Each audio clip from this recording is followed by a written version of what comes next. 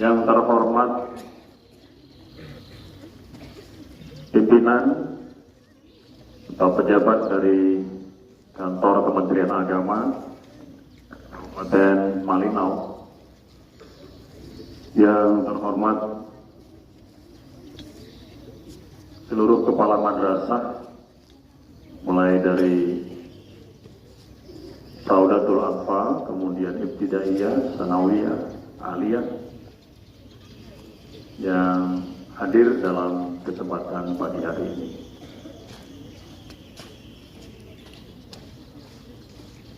Yang saya hormati, saya banggakan, saya cintai seluruh peserta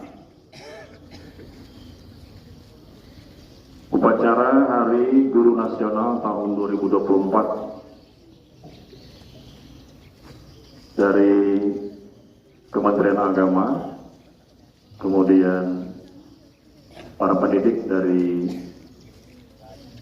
Raudatul Atfal, Madrasah Sanawiyah, Al-Khairat, sampai kepada Madrasah Aliyah,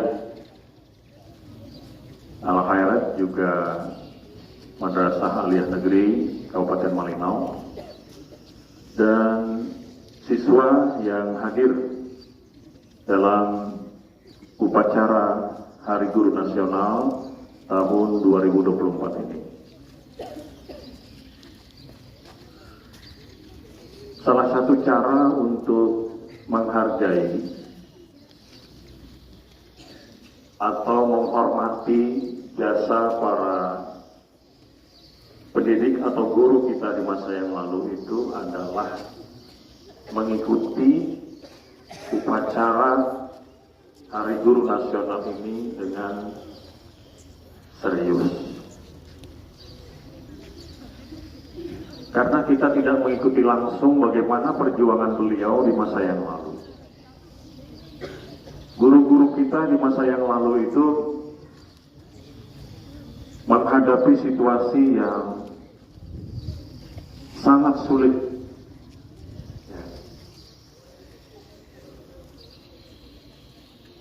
Dari sisi penghasilan tidak bisa diharapkan sama sekali.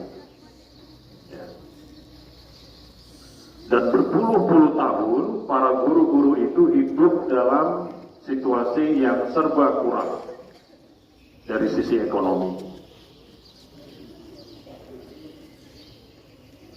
Oleh sebab itu kita yang sekarang ini ketika mengikuti atau memperingati Hari Guru Nasional, salah satu caranya adalah mengikuti upacara itu dengan sebaik-baiknya, dengan serius.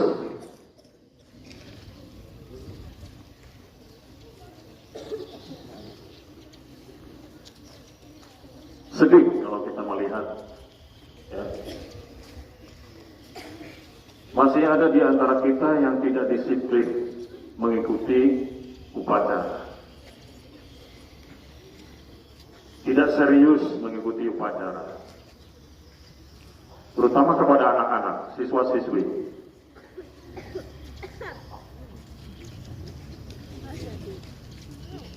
Apakah guru kalian mengajarkan di madrasah itu untuk tidak serius, untuk tidak disiplin? Tentu tidak. Kalian dididik untuk menjadi seseorang nanti di masa depan, menjadi orang yang serius, orang yang disiplin. Itulah bekal dari masa depan kalian semuanya.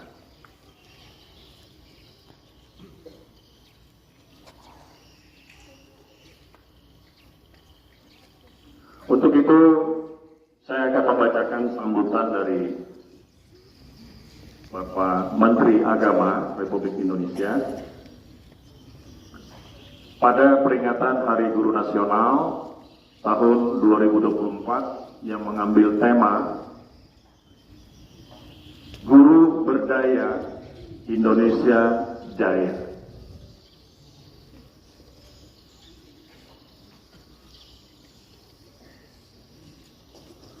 Para peserta upacara HGN tahun 2024 yang sama-sama saya hormati.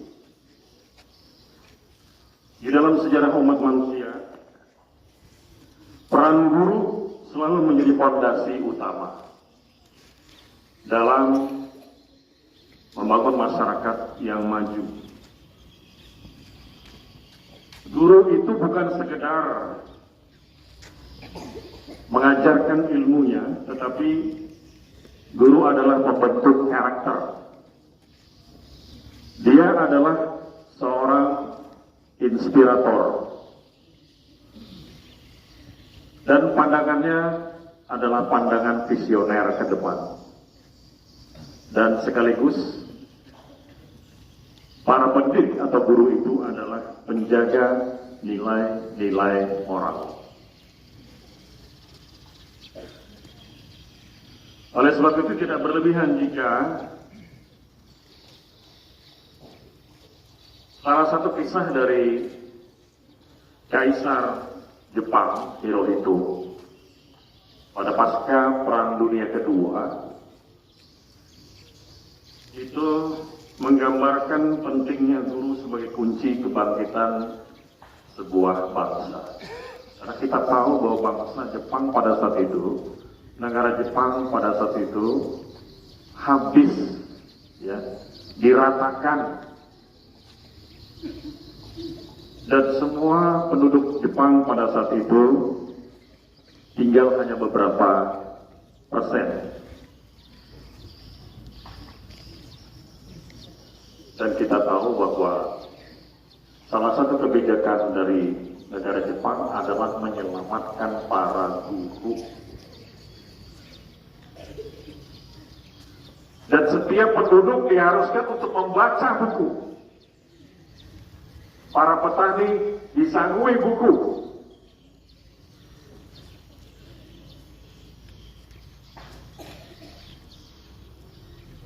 Dan Indonesia sampai saat ini belum sepenuhnya bisa mempraktikkan hal itu.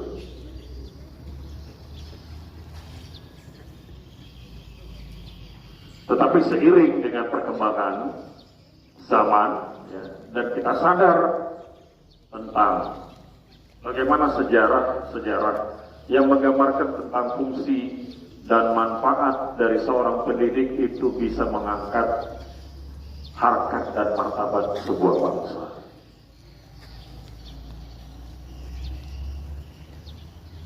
Dan kita harus menyadari bahwa para guru atau pendidik ini adalah pilar penting. Masyarakat itu akan berjaya kalau gurunya berdaya. Jaya dikarenakan berdaya. Oleh sebab itu saya mau mendengar itu ada istilah guru yang low pad. Baterainya harus dicas. Itu karena apa? Karena tidak berdaya. Bagaimana bangsa mau menjadi berjaya kalau gurunya low pad, tidak berdaya?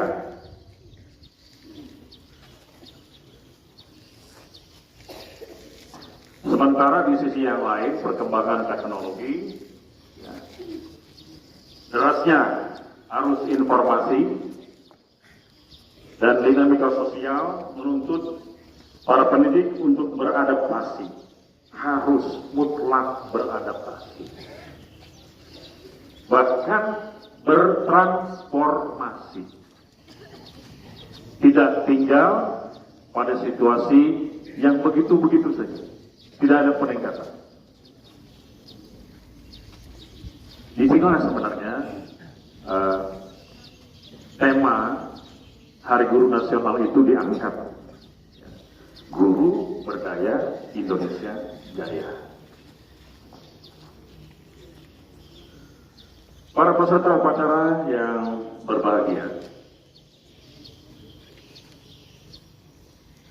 di tengah peringatan Hari Guru Nasional ini, marilah kita merenungkan langkah-langkah bersama untuk memastikan kepercayaan daripada guru-guru itu atau para pendidik ini.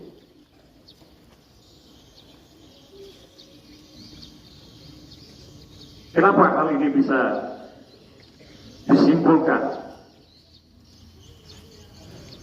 Karena sebenarnya kita ini semua adalah guru. Kita ini semuanya adalah pendidik. Minimal pendidik atau guru di rumah tangga kita. Kita adalah pendidik bagi anak-anak kita. Kita adalah guru dan pendidik bagi istri kita. Dan kita adalah penurut, guru dan pendidik bagi keluarga kita sendiri. Maka di tengah peringatan Guru Nasional ini ada beberapa langkah untuk memastikan keberdayaan dari seorang pendidik. Yang pertama adalah pentingnya penguatan kompetensi guru.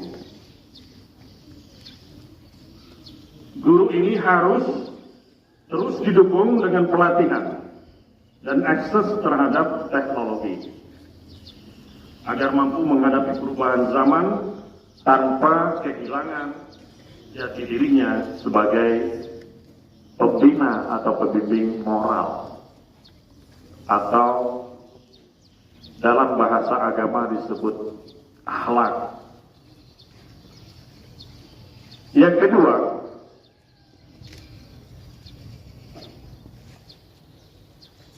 perlunya memberikan penghargaan dan dukungan bagi guru dan tenaga kependidikan.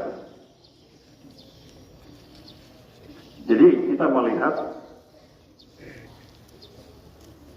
baik di sekolah maupun di madrasah sebenarnya masih terdapat gap antara pendidik dan tenaga kependidikan. Tenaga pendidik itu adalah guru.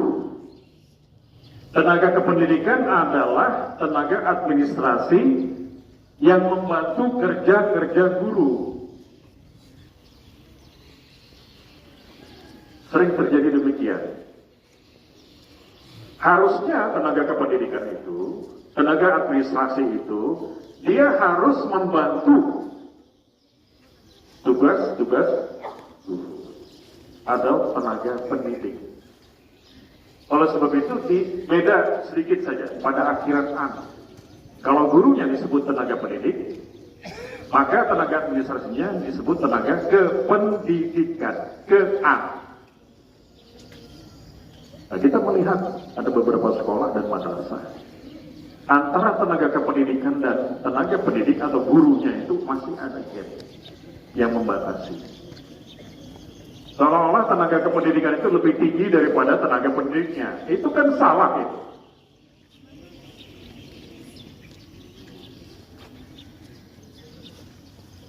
Harusnya mereka bersatu pada level yang sama. Karena kalau guru atau tenaga pendidik tidak didukung oleh tenaga kependidikan, maka yang terjadi adalah ketimpangan.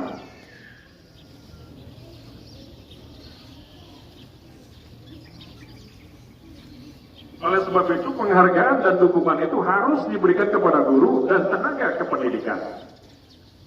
Tenaga pendidik dan tenaga kependidikan. Mereka harus bersatu. Tidak boleh tenaga pendidik merasa lebih tinggi daripada tenaga kependidikan dan tenaga kependidikan merasa lebih tinggi daripada tenaga pendidik. Yang terjadi adalah ketimpangan.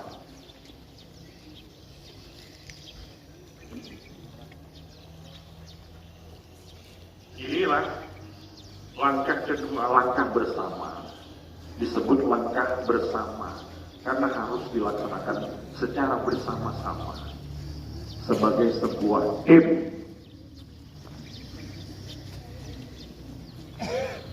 Oleh sebab itu Menteri Agama dalam beberapa waktu yang lalu menyampaikan kerja kolaboratif itu artinya adalah super tim, bukan superman. Dalam waktu yang lalu dalam rakernas beliau menyampaikan itu.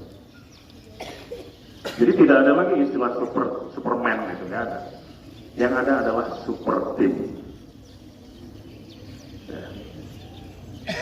Yang ketiga, Bapak Ibu sekalian, perlunya meningkatkan kemitraan strategis. Ini sama saja saya kira. Ya.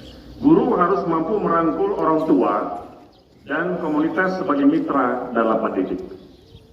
Kolaborasi yang baik akan memperkuat fondasi pendidikan nasional yang pada akhirnya dapat melahirkan sumber daya manusia yang mampu dan memiliki keluhuran budi pekerti. Yang keempat,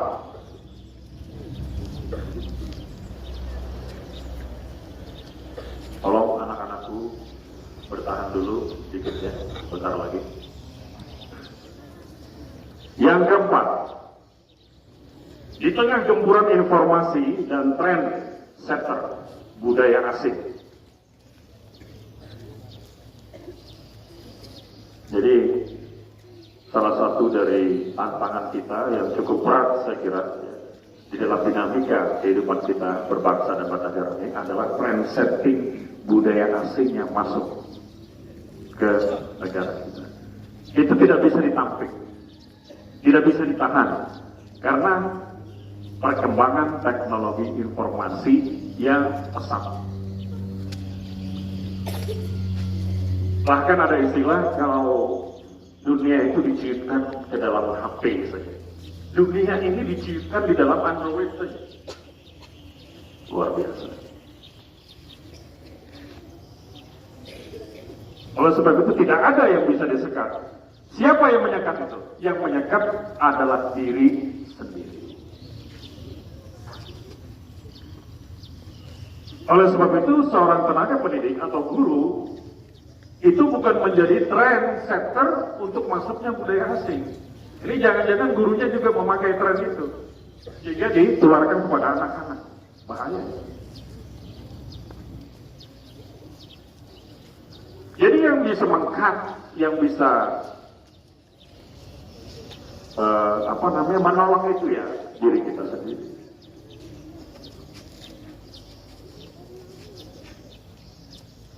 Oleh sebab itulah itu yang disebut sebagai pendidikan karakter itu.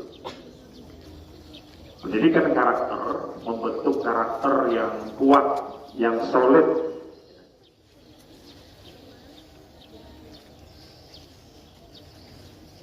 Inilah 4 langkah bersama. Ya. Sekali lagi, tolong diperhatikan, ya baik bagi yang berstatus sebagai pengambil kebijakan ya, di Kementerian Agama khususnya untuk masalah pendidikan, baik di pendidikan Islam, ya, baik di pendidikan Kristen, pendidikan Katolik, hal ini harus diperhatikan. Di madrasah, di sekolah-sekolah umum, yaitu guru-guru PAI,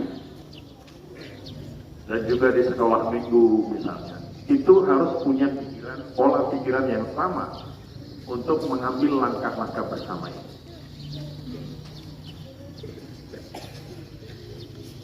Oleh sebab itu, para peserta hadirin yang dimuliakan Allah, hari ini kita tidak hanya memperingati Hari Guru, tetapi kita juga merajut harapan besar untuk masa depan Indonesia. Apa yang kita lakukan saat ini sebenarnya adalah merupakan gambaran dari masa depan yang akan kita capai. Kalau kita tidak peduli, kalau kita tidak serius, maka kita bisa bayangkan bagaimana generasi yang akan datang itu. Dengan guru yang berdaya, yang adaptif, yang inspiratif, visioner, kita yakin bahwa Indonesia akan terus melangkah maju menjadi bangsa yang besar dan jaya di tengah persaingan global. Di era tahun 45 sampai dengan tahun 50, Indonesia dan Jepang itu berada pada level yang sama, masih dalam tataran negara pertanian. Tapi begitu masuk tahun 60, 70, 80, Jepang sudah meninggalkan kita. Cina sudah meninggalkan kita. Korea meninggalkan kita.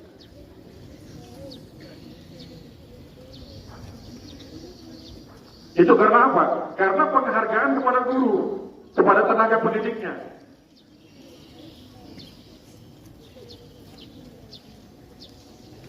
Sampai sekarang di Indonesia ini persoalan ekonomi itu masih mendera para guru kita.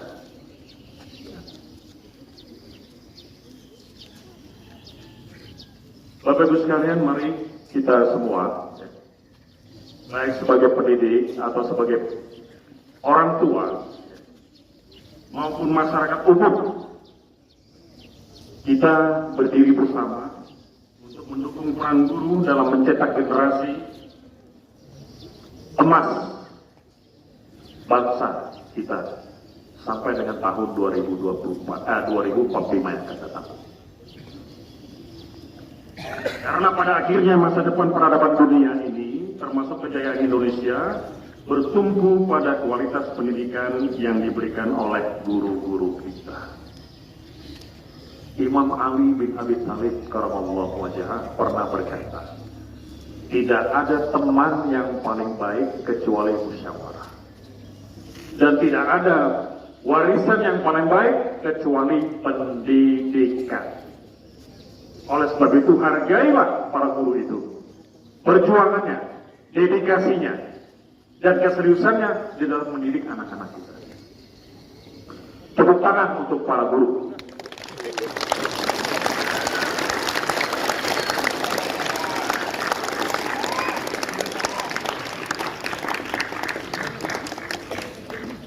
Namun, ada namun ya. Tenaga pendidik harus mendapatkan perhatian dan apresiasi yang layak dari pemerintah dengan tetap memperhatikan kesejahteraan. Lagi-lagi.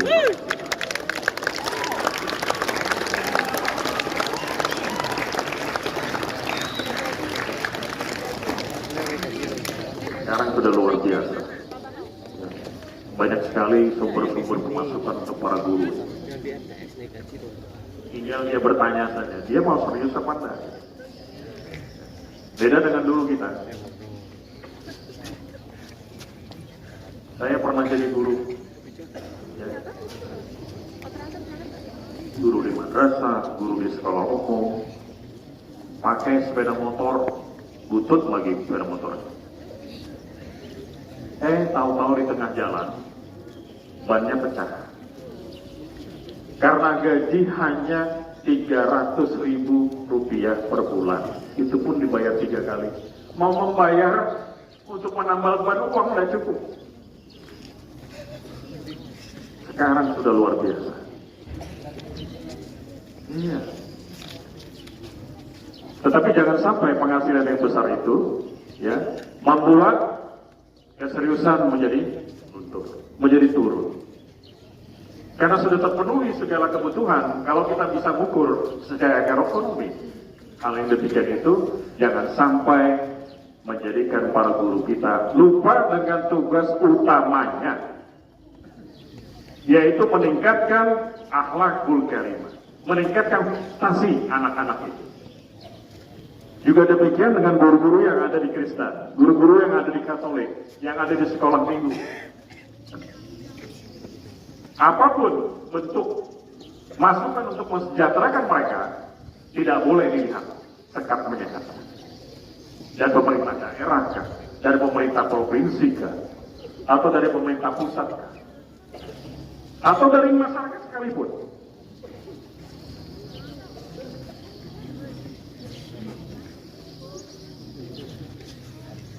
Kebijakan terkait kesejahteraan guru insya Allah akan terus didorong dan diimplementasikan secara lebih nyata sebagai mandat dari Undang-Undang Dasar kita. Ada sebuah pesan dari Nelson Mandela.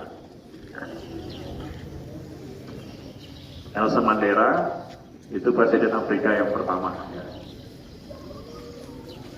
Dan saya kira yang disampaikan beliau itu cukup menggetarkan kepada kita semua tentang peran guru yang dikutip dari bukunya yang berjudul Long Walk to Freedom, The Autobiography of Nelson Mandela. Pesan tersebut berbunyi demikian. Coba tolong diperhatikan.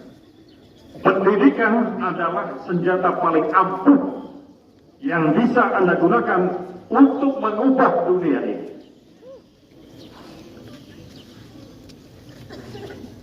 Kalau kita memakai kata-kata Bung Karno. Bung Karno itu luar biasa. Bung Karno mengatakan,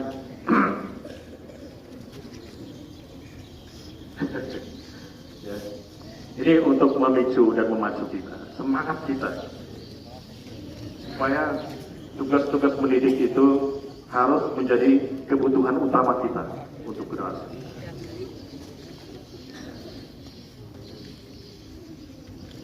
Apa kata beliau? Berikan saya atau sodorkan saya pemuda, tetapi pemuda yang berpendidikan. Kalau 10 pemuda tidak berpendidikan karena perang guru yang tidak pas, maka kita tidak bisa melakukan apa-apa.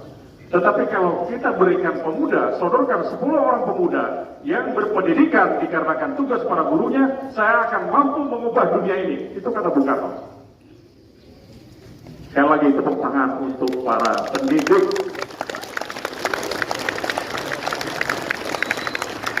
Saya sampaikan selamat Hari Guru Nasional tahun 2024.